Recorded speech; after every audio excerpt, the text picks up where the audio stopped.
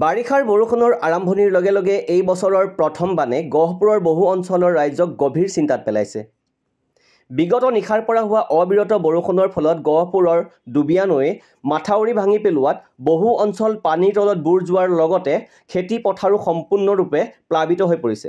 স্থানীয় ৰাইজে গহপুৰ প্ৰশাসনৰ লগতে গহপুৰ সমষ্টিৰ বিধায়কক এই সমস্যা সমাধানৰ বাবে অনুৰোধ জনাইছে।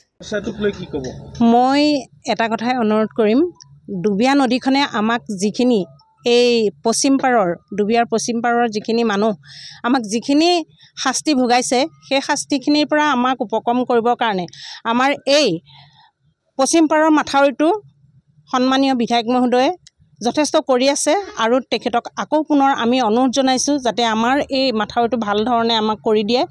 ঘটনাটো মানে আমি ক'বলৈ গ'লে আমাৰ ১ নং ককিলাৰ যিখিনি বাসিন্দা ২০ ঘৰ মানুহ প্ৰতি বছৰে আজি 10 বছৰ মানে হ'ল অন্ততঃ ৬০-৭০ বিঘা মাটি আমি চন পৰি আছে। গতিকে আমি প্ৰতি বছৰে 6 মাহ পানীৰ তলত থাকিবলগীয়া হয়, সকলোৱে দেখিছে। আৰু বিধায়ক মহোদয়ক আমি জনাইছোঁ, বিধায়ক মহোদয়ে যিখিনি আমি বহুত কষ্ট পাইছোঁ। এতিয়া আমি পানীৰ তলতে থাকিবলগীয়া হৈছে। এতিয়া খেতি মাটি নকৰিলে আমি খেতিয়ক মানুহ কেনেকৈ খাম, কেনেকৈ থাকিম। নিউজ ডেস্ক ৰিপৰ্ট, লেংডন বাতৰি।